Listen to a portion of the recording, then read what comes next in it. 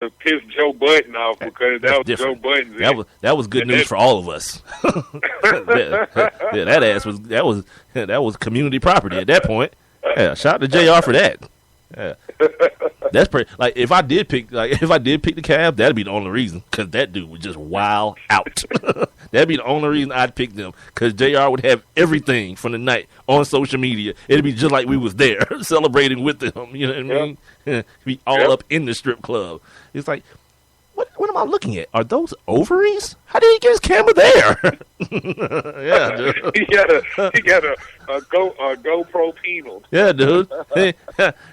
Looking at somebody's ovaries, like JR, getting a little bit too in depth. Anyway, way. That's jumped the shark. Let's see. Where do I want to go here? We got 30 minutes to go. Let's do this real quick. Let's go through these things real quick. Did you say something about UGA earlier? I did. And we'll try to hurry up and get through the rest of this list. So the Caitlyn Jenner thing, and we've been having fun with the Caitlyn Jenner thing, even up until yesterday. I ain't been having fun with Caitlyn Jenner's thing. What are you talking about, Mike? That's not what I said. First of all, so you can have that by yourself. I said with the Caitlyn Jenner thing. All right. I saw the preview. First of all, I saw the preview for the reality show today. Yeah, once again, shout out to Vanity Fair. Yeah, they did a wonderful job on that cover because it's nothing like the real deal. Just let's say that. You know what I mean? Let's just say that. Yeah. All right.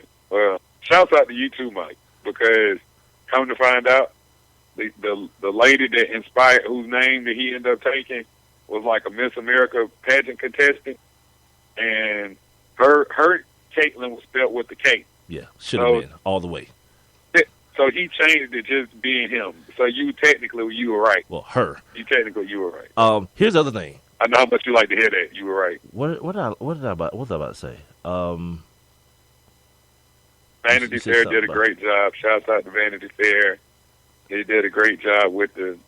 Yeah. Okay. So yesterday, before we ended the show, we talked about Caitlyn Jenner getting the Arthur Ashe Courage Award from ESPN, right? And someone went and found out who the runner-up was, and it was the young man from the military who had lost his leg, one of his legs, and one of his arms in a roadside bomb. He still continues to do CrossFit and run marathons, and he runs like these mega marathons too, like those like crazy, like people run like all day, like day to night type deals. It's like ridiculous type stuff. And my opinion was that that's pretty much as heroic as it gets when you're talking about that type of stuff. Even understanding that this whole ESPYs thing is a TV show and it's about viewership and about ratings and all that kind of stuff. Okay, but today this problem arose today. It's not cool to use an opinion on who an award should go to stand on your bigotry. Those two things are separate. Like, I don't treat it no different than if the way I treated Steve Nash winning an MVP over Kobe Bryant. It's somebody who I feel like is more deserving over somebody who I feel like is less deserving. Doesn't mean that Steve Nash is not deserving at all, or that he's a bad basketball player, or that I hate Steve Nash. But some of y'all out there, and I'm looking at this social media stuff, y'all trying to disguise what your true feelings are behind this ESPY situation. That ain't cool. And I wouldn't be me if I didn't say something about it. Like, I can have as much fun with this stuff, and like, because I'm that guy. As much as I say, go forward, be happy. If being happy means, going to get surgery to turn yourself from a biological man into a woman, if that's your happiness and the grounds in which you find your happiness, by all means. But that don't mean I can't laugh at it, and that don't mean I can't have fun with it. Like, I'm not gonna ever be that dude. Some of you people who want to take it so serious, like, oh, it's a landmark event. Sure, it is. It definitely is. But in the same spirit, I don't feel like it's I don't think I do it any service treating it any differently than I would anything else. I'm a silly dude. You know, and I try to find humor in a lot of things. Shout out to Trevor Cody. Somebody else joined the chat, Rob. Trevor Cody joined the chat via his iPhone, the Spreaker app via his iPhone. Don't forget, you guys can also join via your iPhone or your Android device. So shout out to you, man. Thank you. Now to the point, I'm glad Trevor said that too, man. He said it's a courage award, and that's a very nebulous term. You know, it's about what do you consider courage, and what did somebody else consider courage? To me, getting blown up in Afghanistan, yeah, gotta be pretty courageous to be over there, first of all, and doing what you're doing. But on the other side, I understand the other point of view too, and especially after today, hearing some of the statistics as far as the trans community goes in our community, the black community, it's terrible, man. We treat people terribly. Like the statistics for the violence that goes on against trans teenagers, the suicide rate for black trans teenagers is through the roof, man. And it's because of the way that we choose to treat people who are different than us.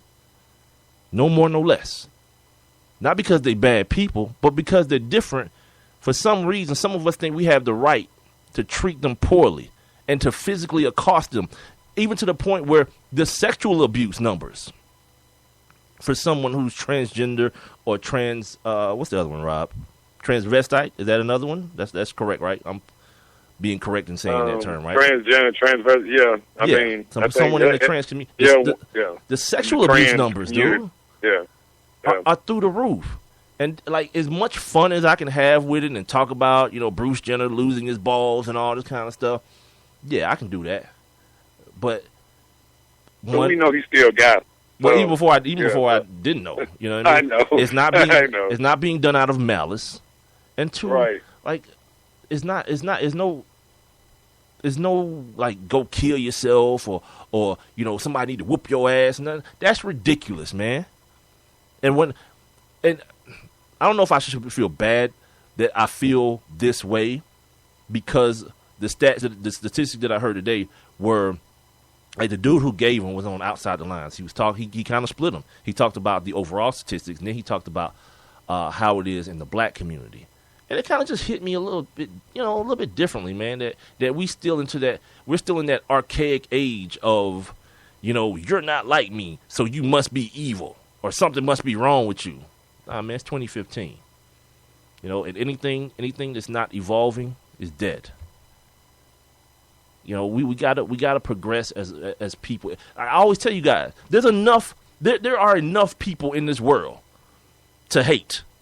You know, Darren Sharper, by all means. You know, the what they say, the doors of the church are wide open. You go right in and hate that dude. Yep.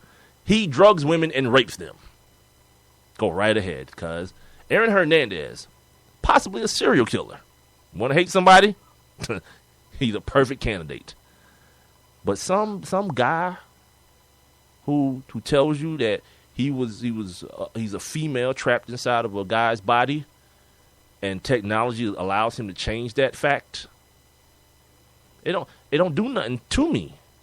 So why should I feel the need to do something to him or her, whichever way the transition may be? That's just wrong, man. And we told you guys from day one that this show wasn't going to be down some straight path that everyone was going to always follow. If something hits Rob in a certain way, you know what he's going to do? He's going to turn on these damn microphones to talk about it. If something hits me a certain way, and if it's not about sports, who gives a damn?